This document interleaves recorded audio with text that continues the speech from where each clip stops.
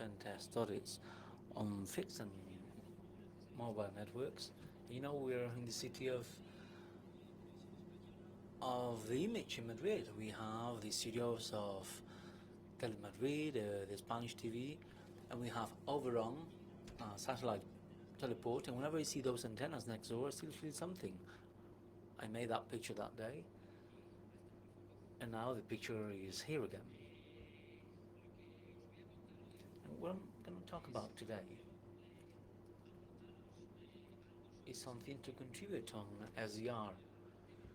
Then I'll come back to the topic, but I want to publish the tools because I think that these will really be useful in you on a daily basis.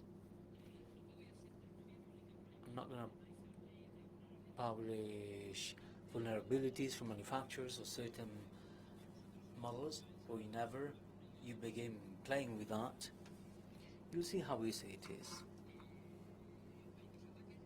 There are two attacks. We're going to focus on channel sequestration and channel hijacking and URL injection. SDR is a software radio defined, and it goes by the hand of TV. In 2010, some people started playing with dongles when digital TVs started, and the Realtek chip. That's where SDR comes from. And they realize that Realtek chip, even though they synchronize and they tune in the TV frequency, they can use it for other frequencies. So when they do that, the chip has a converter, a digital analogic converter, so all the information that came from the antenna is transferred to the USB. It's fully digital. This is why this is our software-defined radio, SDR, because those zeros and ones that we get, we're going to treat them in a computer. When we scan something, for example, everything we get, the computer doesn't know what the document has. So it tells us a whole bunch of zeros and ones. We need an OCR to recognize something. Same thing here, our dongle, the SDR, sends us zeros and ones. To decode the TV, I need my own software, and that's the SDR. Okay? I don't know whether it sounds familiar, but whenever we go to buy a TV, everyone thinks about the inches and about whether it's curved or flat, and that's it. And of course, the price. But there is another standard, which is the HBB TV, coming from Europe in 2009. And this has to do with what happens to routers. At home, the router stopped being a router. Now they have all sorts of things, USB files, printing servers, and what we want to configure in the router, we never have it. Same thing for the TV.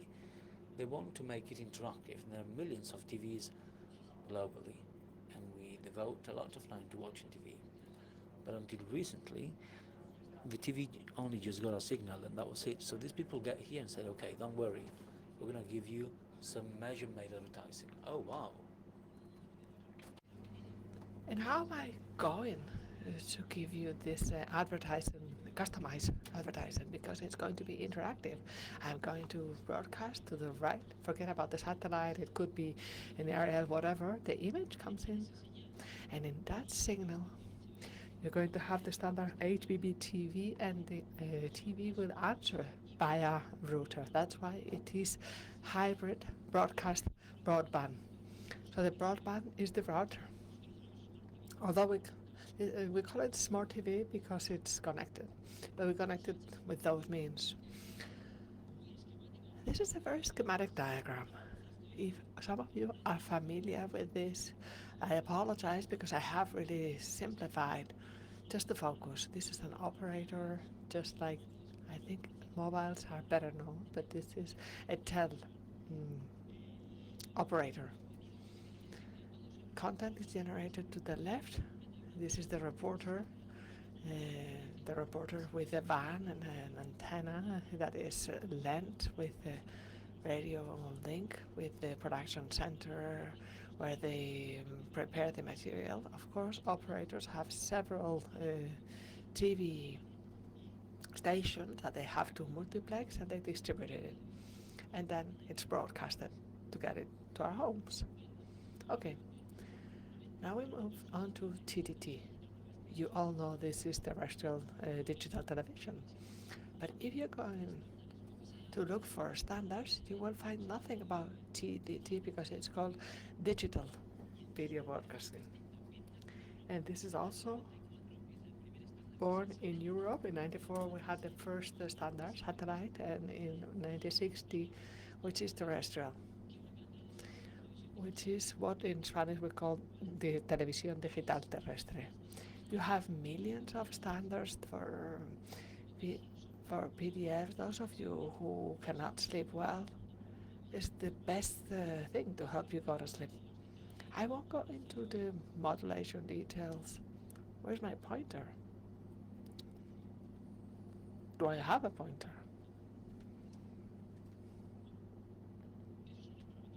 So those are the parameters.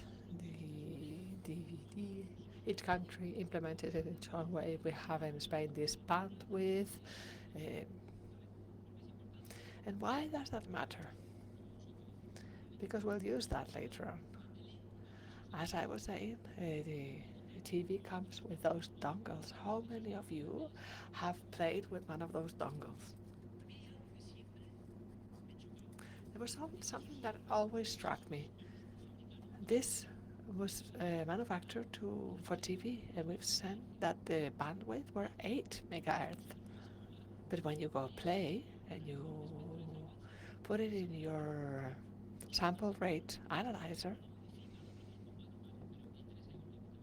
there's a limit at 3. More than 3 megas you will never be able to capture.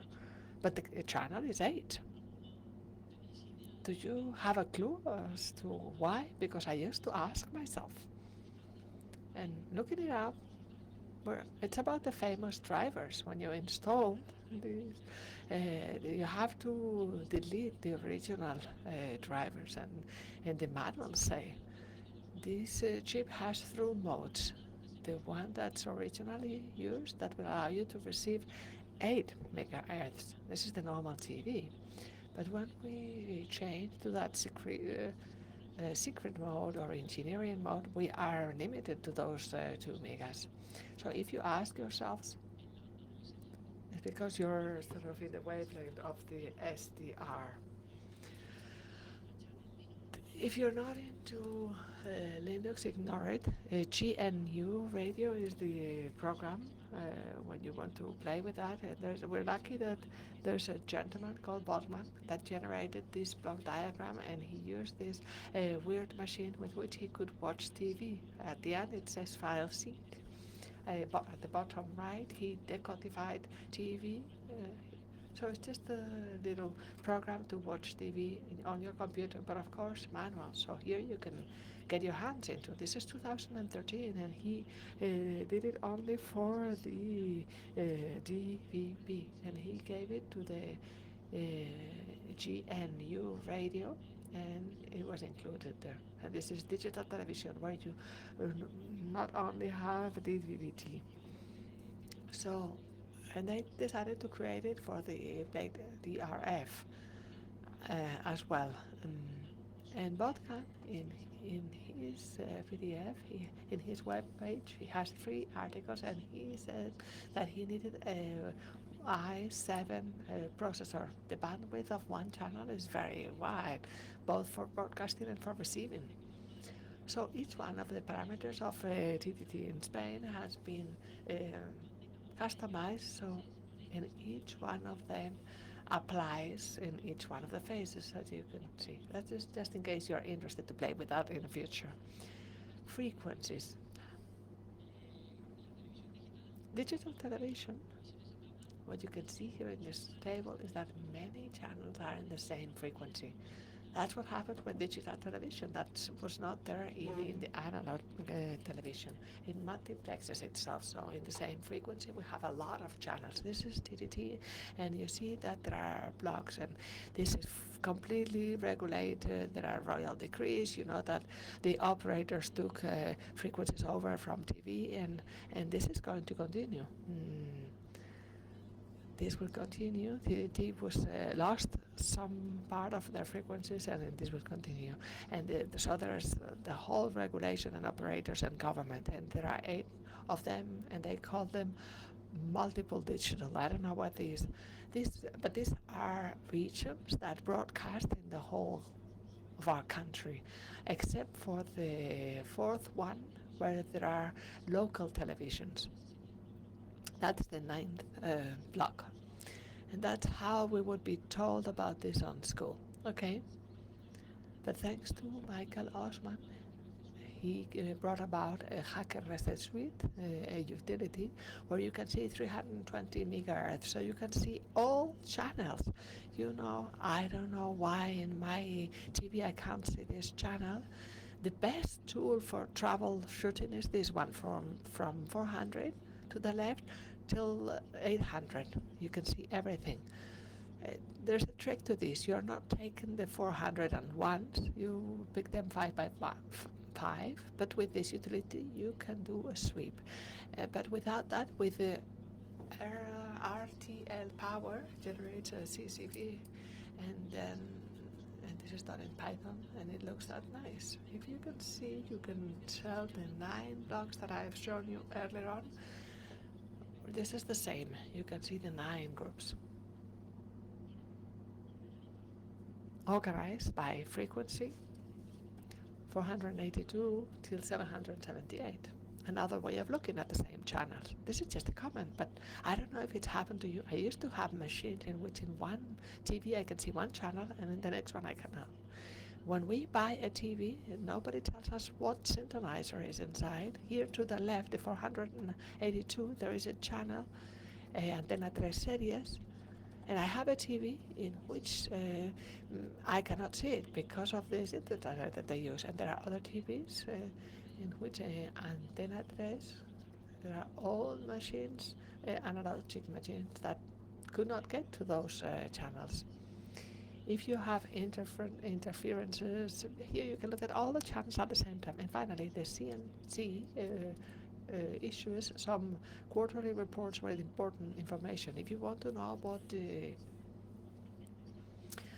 what are the share of the different channels and how many people are watching what program, 80% are still using TDT, and if you're going to do an attack to a channel, you want to know which is the one with the greatest share to be more successful. And I'm not encouraging anybody to do any attacks whatsoever, but this is the place where you can see what's the market share of every, or the public share of every channel. I came across an article from Mariel Maruan from 2015, and at the end he's mentioned the same cases. In 86, Capitan Midnight interferes in satellite television HBO, and this guy, he was caught. It was a satellite channel, and the necessary material to broadcast was in the hands of everybody. There were 3 people who could do that, so he was found. But the one at the top, he's very well known, Hendron, he was not found. These were 2 broadcasts. He comes up with this mask, just laughing, and later on in an episode of Doctor Who, it comes up again. If you want to look at the videos, they're quite weird. They're in YouTube. They talked about creepy images or something. And the more recent ones in the Lebanon war, in the broadcasting through satellite, there is propaganda against Hezbollah. There are other cases, but they do not sequester the channel. The Playboy channel, also a guy came in and started sending religious messages, and in 2013 in Montana, somebody sent a message about a zombie threat.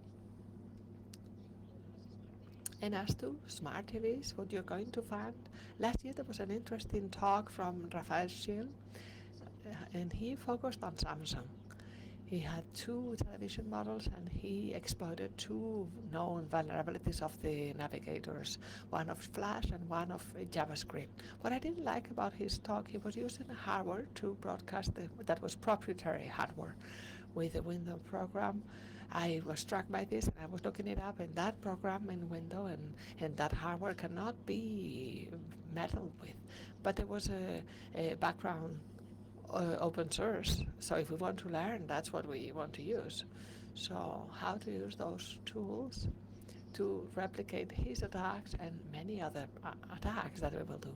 So I focus myself on, we're going to attack the network client. We're going to leave the network in peace. If you remember, in 2015 there was a very well-known attack to the TV5 Mon, which is the fourth biggest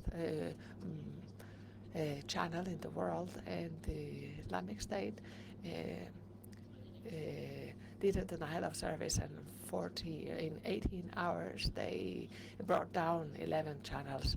They have to be synchronized, and there are many transmissions through satellite, and if you do a jamming or you connect to that transport network and you bring down a piece of equipment, it's relatively easy to have a denial of service than by injecting our content, although there have been cases of that as well. But we're going to focus on, if I want to study smart TV to find vulnerabilities, I'm going to focus on the client.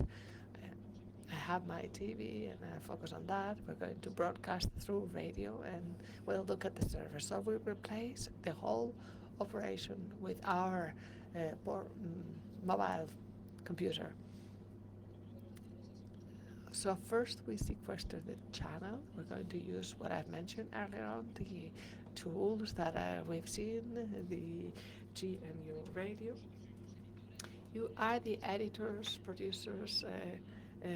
You can choose any video, the webcam, and you can re-inject the video of the channel itself. And we're going to add some metadata to the channel we are attacking with the SDR that we're going to send again.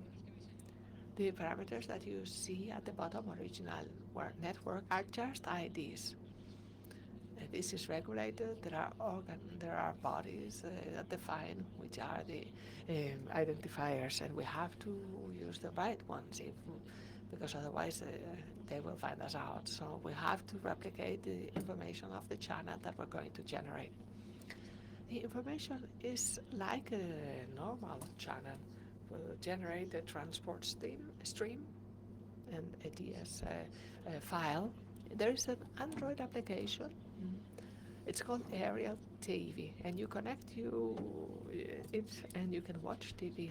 There's a JSON file when you synchronize the channel, and you have the information there, and you can pick up the identifiers from there.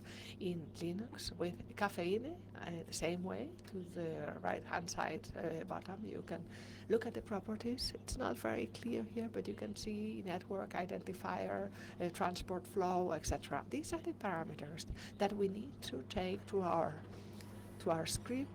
We generate the transport file, and we issue it. We broadcasted it.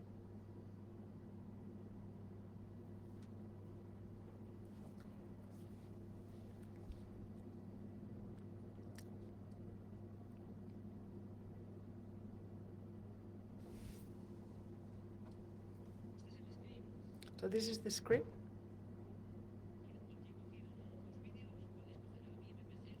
I picked 2 videos. You can choose whatever you want. As we've seen earlier on, by using these, we're going to change the format. We're going to adapt that. This is MPG2, and at the end of everything, the metadata are generated. And this is really the most important part. These are the metadata from the Python script. There are plenty of tables. I don't want to go into detail about the physical stuff, but the transport and stream, the TS files have a number of tables. We have the IT is very important. This is the application information table.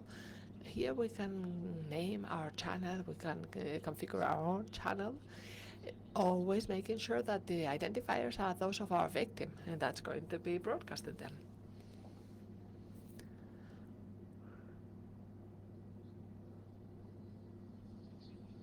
So we're watching TV, we broadcast, and then it stops. This is the injected video.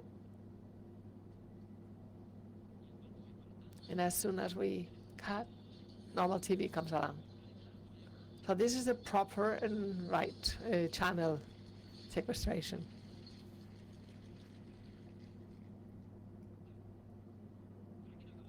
But this is not all.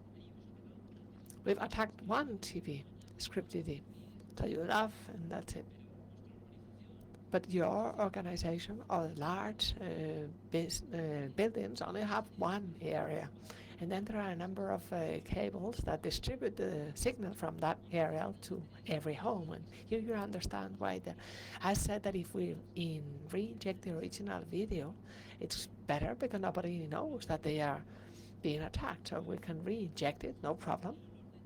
I have the honor of having a great friend who's sitting here that has invited me to his um, condominium where let's see, he knew the community of the neighbors. We asked for permission. We see when we could do this without affecting anybody and so on. So and here you see the box where the aerial comes in, and from there it was distributed upwards in green. So this was to the 4 homes, 2 aerials, and then to a next phase. So if we do the attack at the beginning, we're going to inject our video to the whole of the condominium. If we want to affect only a few homes, depending on where we inject the video, it will affect a number of people. Alvaro is a great human being, but he's also a great body. He's very tall, so he could help me by getting on top of this tiny stool. He could reach that box in the picture. I've recorded this so that you can see that there is no trick. I'm going to tell you how we did this. There is a mobile in the garage, which is where he was recording. He ran up the stairs. There's another mobile phone recording, and finally, with the last mobile phone, I'm going to record a second television. That's why it starts late, because there were only 2 of us. What you're going to see is that Alvaro with his hand will disconnect the cable because the community of neighbors ask us for that to happen for just 1 minute. So he will remove the cable and the signal will be lost. Then he will connect the blade DRF, which is what he has in his hand. The video will be injected, and then he will disconnect and reconnect the original. And when he connects the original, although the signal does not go in, one of the TVs will see it earlier, but when the second one comes along, they're completely synchronized. That is the evidence that I wanted to have to prove that there's no trick here. In the audio, Alvaro loves the freehand. I'm talking. We're talking with each other on the phone. That's the way we synchronized, and that's also evidence of what really happened. Okay, we're all recording.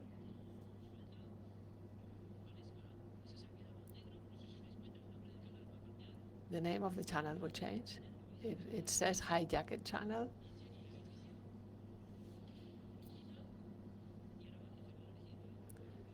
So he now leaves the original one, and it comes up first on the first one, and you see in the second one that they're fully synchronized. So we've taken 2 TVs, but as I've said,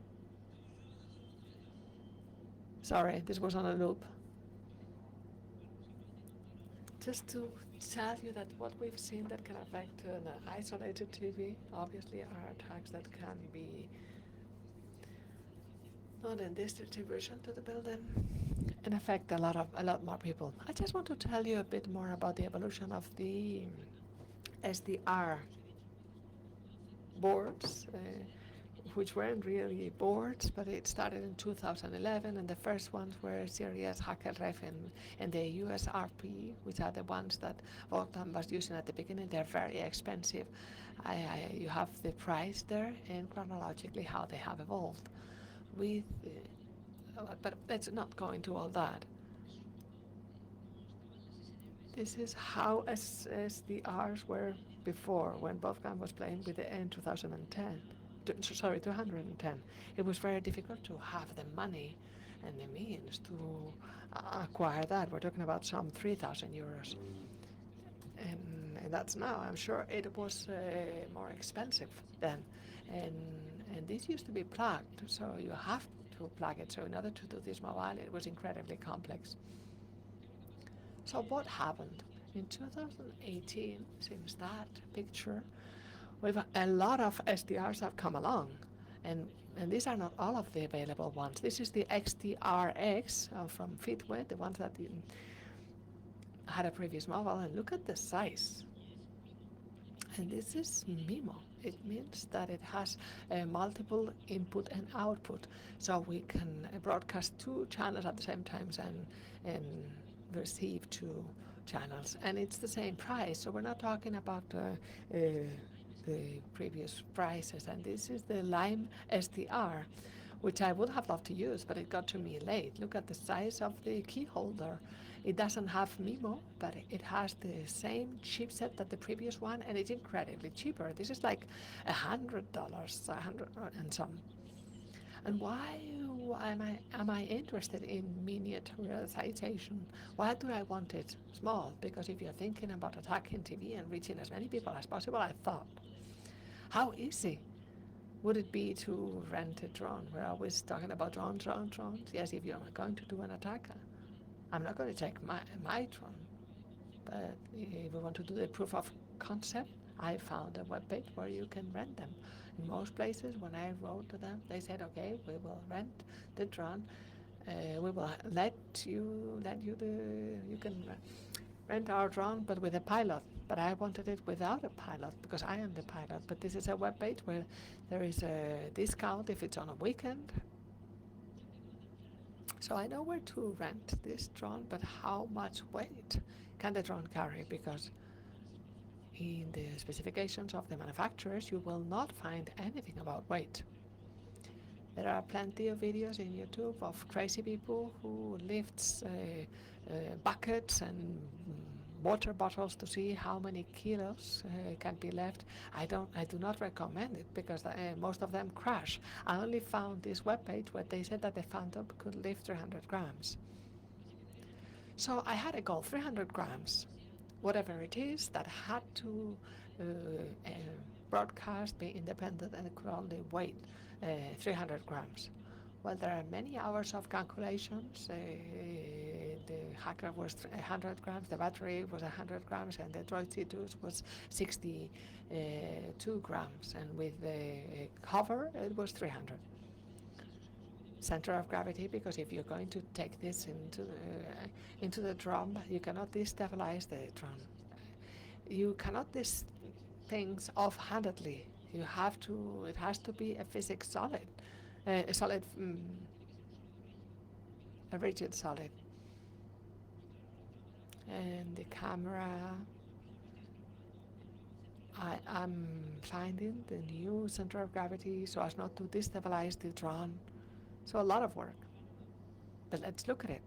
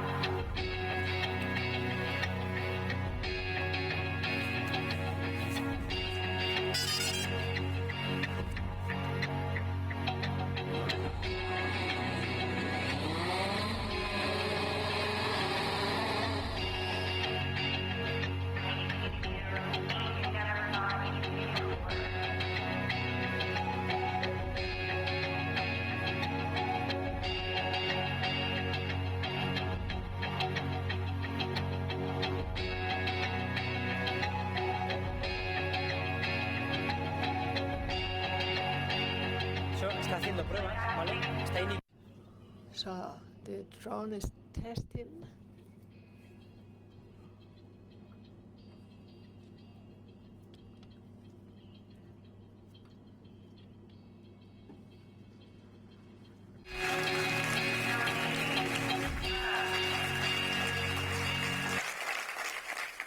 me atreví a traer un... I I didn't dare bring in a drone here. I wanted to make a demo, but I didn't dare bring in the drone here. Okay, I was helped by another great friend, Gonzalo. I don't know if you've noticed, but there's another drone. He had a Mavic. He is a professional photographer, and in order to be able to see it and for you to see that there was no trick, I don't know if there is a mobile camera. That's the one that goes into the house. So, and the other one, and that's the one that records the TV after seeing how the drone takes off. So you've seen the Phantom take off, and to record the drone approaching the area, we use the tripod and his Mavi. I don't know if you noticed. I don't have time to show it again, but if you're interested, I can show it again, and you'll see the Mavi that was on top of the house, and that's the one who could record how I approached the antenna, which wasn't easy, actually. Okay. I've told you at the beginning, I don't know if you remember the scheme about the operator and the network. When I talked about distribution and broadcasting to the homes, I've actually lied to you because there are two. Broadcasting has two networks, primary and secondary. The primary takes the signal from the transport network. That's what we call them primary centers, broadcasting centers. But there are secondary centers. They receive the signal, the radio signal, from those primary centers, and they repeat it. So a primary center, if we want to do an attack to a primary center, that's not going to work. We have to broadcast like a satellite broadcasts or the radio link. But a repetitor, as we call secondary centers, with them this attack works. If that drone, rather than approaching the house area, goes to a repetitor, then you would be affecting thousands or hundreds of homes. Okay? This is a channel sequestration. I wanted to show you how easy it is to do so in television. Nobody is authenticating the signal, of course, and do not think that you can just do it at home. You can actually reach a lot of people. What for? To broadcast video. Yes, you can do advertising or propaganda. You can re-inject the original signal because you remember the server and the HTTP. If you've done the capture of the traffic of your TV, you will see that each time you're watching TV, it's making requests to servers that I guess is a good practice in the domain. They write the HBBT dot. And many people get confused by this. They say number 1 and 2 have that. Not only the application of the channel 1 and 2, you can view it. And it takes you. The other channels have an application as well. I guess that what they do is that they're saving the statistics that they used to have to call. They are going to know, and you will see that they are regular. Every certain time the TV connects itself again. And here comes the best. So far, we've seen how the video was broadcasted, but in that signal, we're actually sending our own URL, so we can send the video and the URL.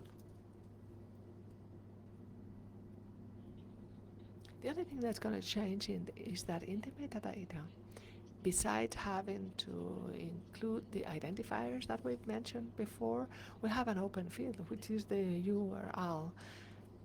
API name, rooted. This is our application that doesn't have too much any ID. So root, the IP of our server, and path, the file, index HTML, or whatever we want.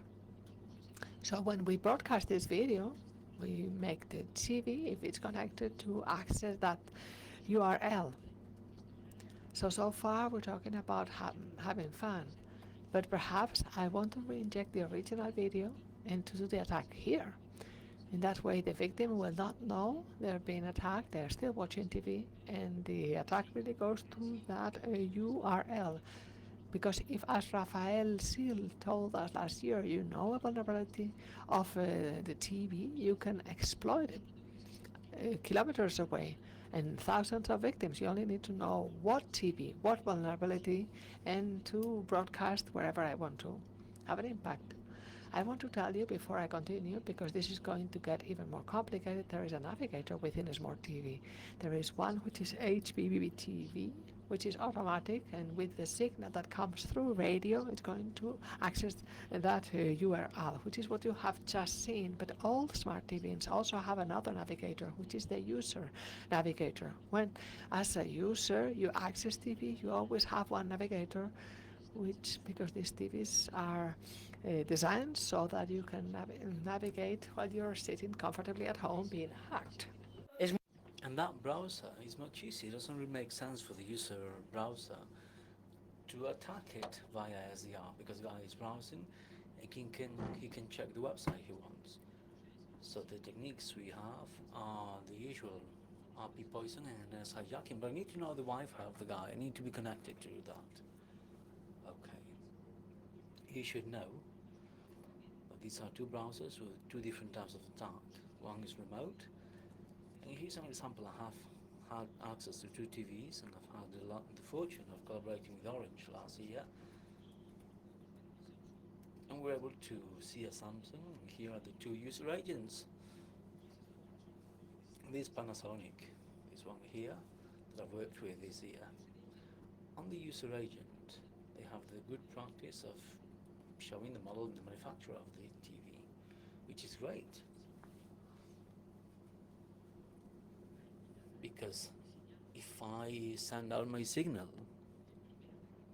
in housing development, the first remote attack I can do is say smart TV scanning on the Apache logs. I can look at the TVs that are watching that channel, because I'm broadcasting one or several channels. I can give each channel an IP or a different URI. So now which model and which TV is watching each channel with the IP public to start with, and we can even assess the audience.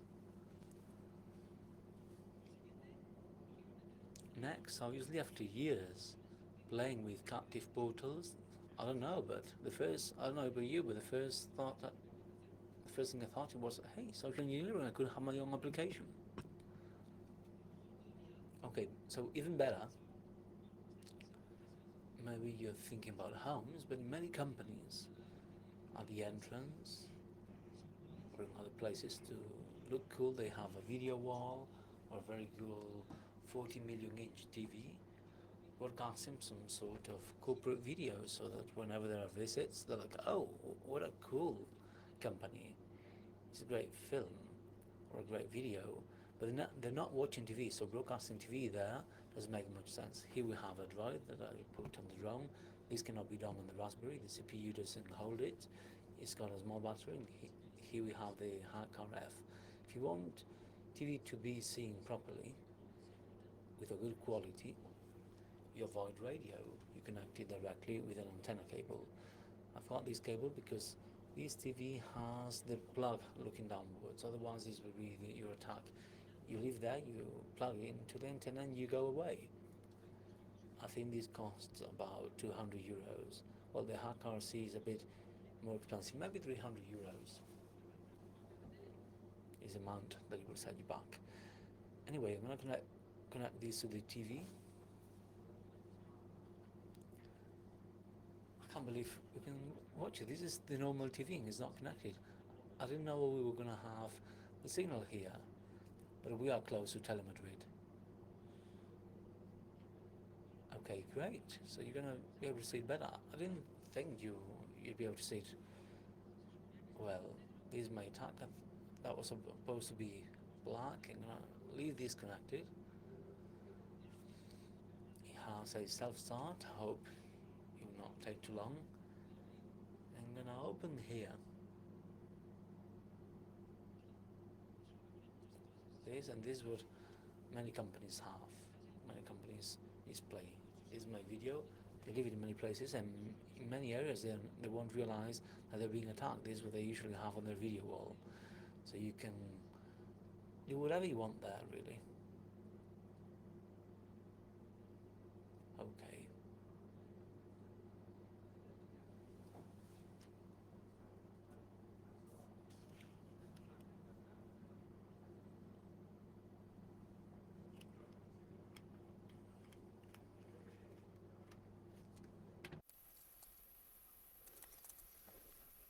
Seguramente, dame un segundo, le voy a decir a la tele que está conectada. So just give me a second. I'm going to tell the TV that is connected through the cable.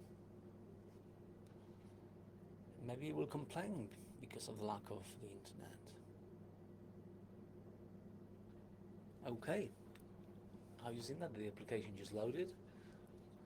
When I told it it was connected, it was off earlier, and it's loaded navigator is the HBB TV is rendered my HTML page. This has been done on purpose, and it's got the rooted logo. There's a usual captive portal. If you change that logo by the manufacturer and you work hard on it, you're like, hey, this has been updated, and you send out a form. Can you please confirm your Wi-Fi name? And they will update it. So you have a QWERTY keyboard. You can move with buttons. There you go. When you accept, it's super basic. You're going to see it here.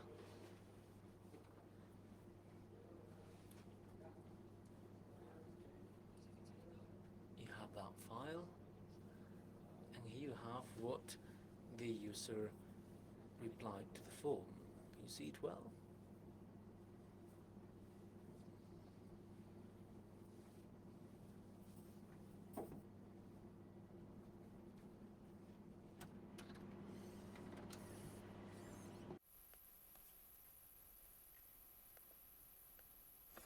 ¿Vale?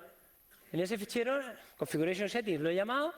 So I've called these file configuration settings, and when the guy writes something in these forms on your Apache browser, you'll have the IP, the TV, and the Wi-Fi in a very simple way. It's just the usual classic social engineering.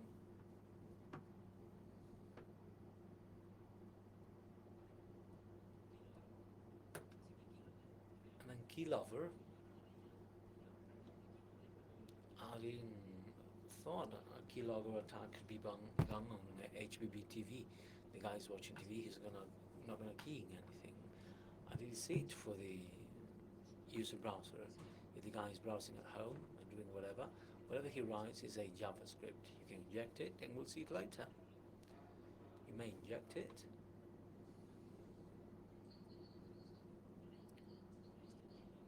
Here we have the keylogger. So everything they press are stored on that text file. They go to the web browser.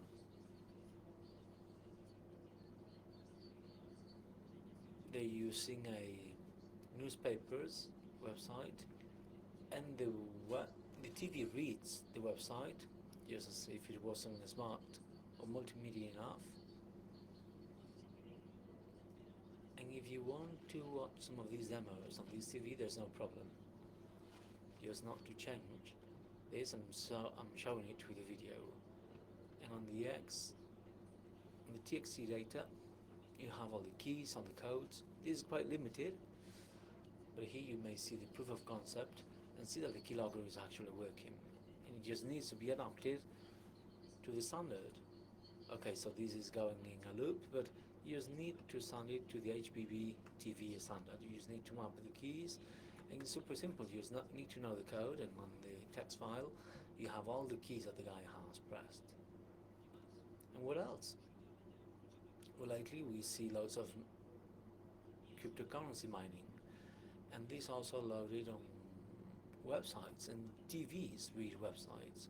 That was a JavaScript. Looks like it, doesn't it? Okay. So it took quite a while. I've used the echo in eBay. And this guy is a simple Wii, the most basic one.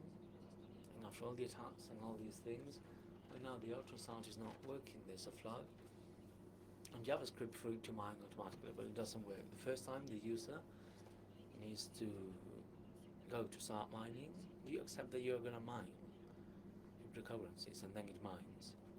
So I just wanted to check on this TV, on the Panasonic, this wouldn't work. it was testing variations. I got the JavaScript from one of those attacks, where the code is really modified to have auto start or self start or auto start, maybe due to the web sockets. But when I see the source code, there is a first stage.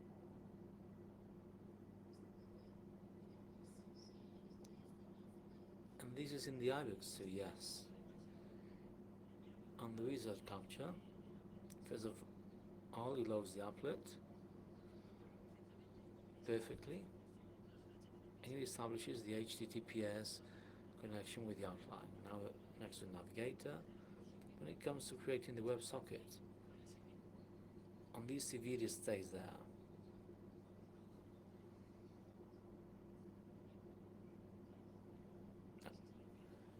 And this is service IP.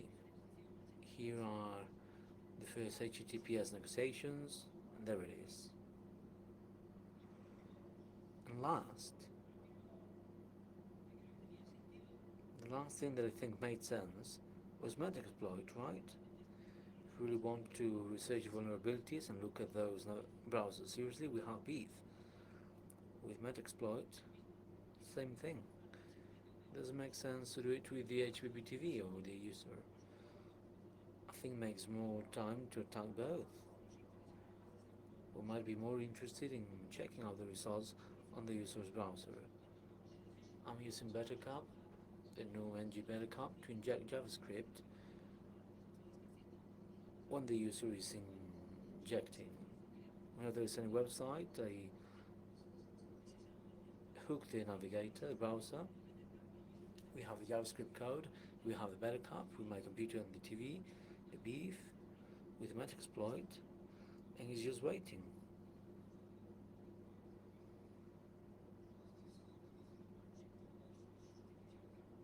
We just run on TV actually.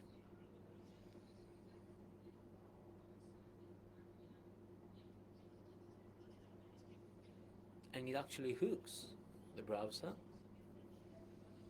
New hooked browser, there are the details. And we send an invisible iframe with the Metasploit started with the browser autopunk. I have the URL that the Metasploit is waiting for, and I put that on the iframe. I copy it, we hook it, command, we create an invisible frame. We're seeing a deceit, says the video. And when we send the frame to the browser, Metasploit begins working.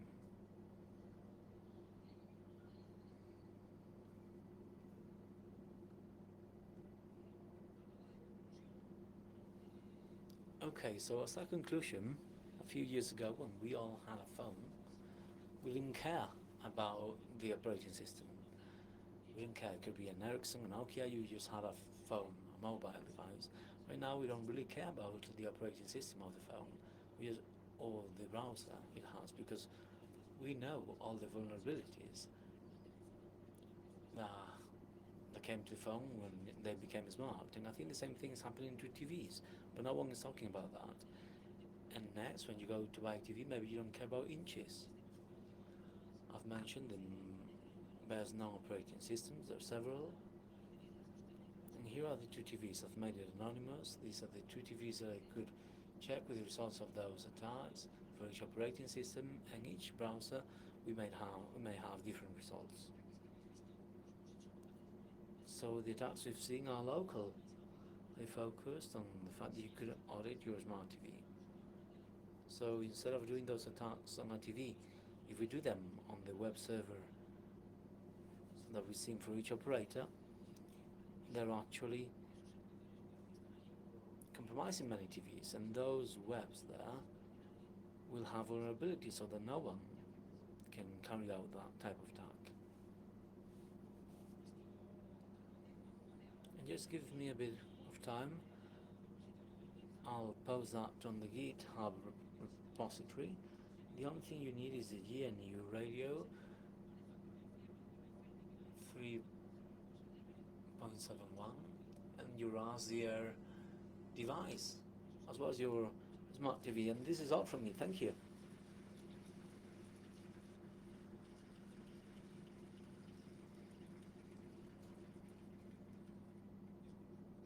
Excuse me, we actually don't have time for questions, so you can ask him things outside while you have a snack. Thank you. Thank you. And when you feel weak, you feel like you want to just give up, but you gotta search within you, try to find that inner strength to just pull